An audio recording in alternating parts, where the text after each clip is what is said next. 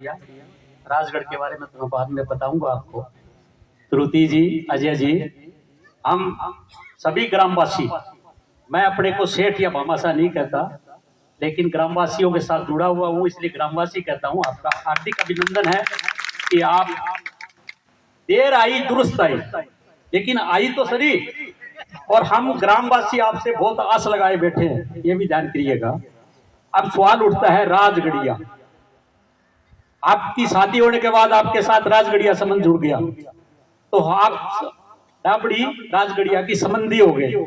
लेकिन हमारे परिवार के हीरानंद जी, जो हमारे परदादा के दादा थे, पिताजी थे, वो राजगढ़ से ही थे।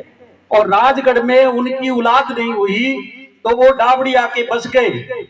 और आज ये जो रिशाल सिंह पुनिया बैठे हैं ना, इनके पूर्वज सब हमेशा से गांव के चौधरी रहे हैं, सरपंच रहे हैं। इन्होंने हीरानंद जी को यहाँ बसाया। जमीन वहां खाली पड़ी थी, तोड़ लो जिसको जितनी तोड़नी हो। तो ये डाबड़ी गांव आके बसे। तो हमारे 3 दादा यहाँ हुए हीरानंद जी, और हीरानंद जी के परिवार से हम हैं। और जैसे प्रभात डाबड़ी वाला, लीलाधर डाबड़ी वाला, बसंत लाल और भागमल जी का मैं पुत्र हूँ। मैं भी पहले कलकत्ता रहता था, अभी 35 वर्ष से कोचिन में हूँ, हमारे भाई साहब बेंगलोर में। तो हमने यहाँ पर जितने पेड़ आप देखते हो, स्कूल हो, शमशान घाट हो, गौशाला हो, कोई भी हो, अभी भाई साहब ने एक मेरे से घोषणा करवाई थी काम के, अभी आज बोल रहा हूँ कि गौशाला के अंदर में एक दीवार खींची जा रही है, और उसमें सावन महीना में जाता है, उस टाइम 500 पेड़ लगे, 700 लगे, 200 लगे, जो भी जितने भी लगे, हम लोग लगाएंगे वहां पर। अगली हमारी योजना में एक जगह ही पेड़ लगाने का प्रोग्राम है सावन में। और दूसरे हमारे परदादा थे अपने कालूराम जी किसे गंगालाल जी, चालूराम जी और प्रभुदयाल जी तक की लेखों में तो बहुत बड़ी फैमिली है अपनी। इसके बाद में थे हमारे चुनीलाल जी के किशोरलाल जी, शोधत राय जी, और उनके वंशज बैठे हैं अपने प्रमोद जी। तो क्या है कि हम अपने स्तर पर यहाँ जितना, हम प्रभुदयाल नहीं बढ़ सकते, प्रभुदयाल जी एक अलग चीज थी। इस स्कूल में मैंने फर्स्ट टाइम, मैं घनश्याम जी, 6ठी क्लास हमारी लगी थी इसमें। तो एक बार की मैं आपको छोटी सी बात बताता हूँ। मैं बच्चा था, 2री-3री क्लास का। तो आपके जो दादाजी गंगालाल जी थे, उनसे मेरी दोस्ती थी। मेरे को वो दोस्त मानते थे, सभी कहते थे गंगाजल जी की गाड़ी हिसार जा रही है, जरा अपने दोस्त से पूछ के हमारे को भी ले चले। ये बात थी गंगाजल जी के साथ मेरी। तो मैं एक बार मेरी माँ, मैं स्कूल जाने के लिए नट गया तो मेरी माँ ने मेरे को 2 थप्पड़ लगा दिया। ये 2री-3री चौथी की बात होगी। तो उस टाइम मैं गंगाजल जी के पास आ गया। मैं बोला दादा मैं स्कूल नहीं जाऊंगा। प्रभुदयाल जी उस टाइम मिट्टी पाक से आए हुए थे, वो भी वहीं बैठे थे। तो मेरे को थोड़ा सा करके बोले बेटा स्कूल नहीं जाओगे तो क्या बनोगे, हल चलाओगे यहाँ पे, आपके खेती नहीं है।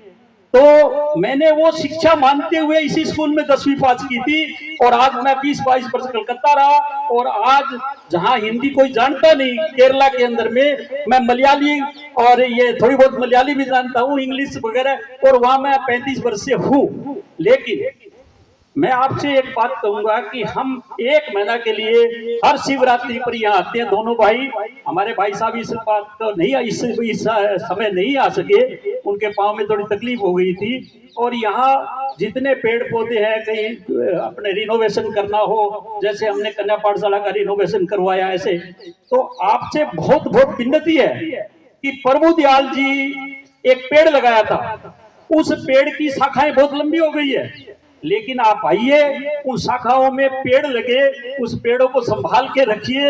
हम आप ही के परिवार के हैं, और आप आओगे तो हम आगे बढ़ेंगे। प्रभुदयाल जी के काम, हम कुछ नहीं है प्रभुदयाल जी के आगे। प्रभुदयाल जी जो चीज थी, प्रभुदयाल जी के बारे में घनश्याम जी ने बताया, जगदीश जी ने बताया, सभी ने बताया, अब ज्यादा बताने का दरकार नहीं है। एक बार की बात बताता हूँ। मैं जब 18 वर्ष का था तो टूर करता था राजस्थान का, हमारा पाइप फिटिंग वगैरह का कलकत्ता में काम था।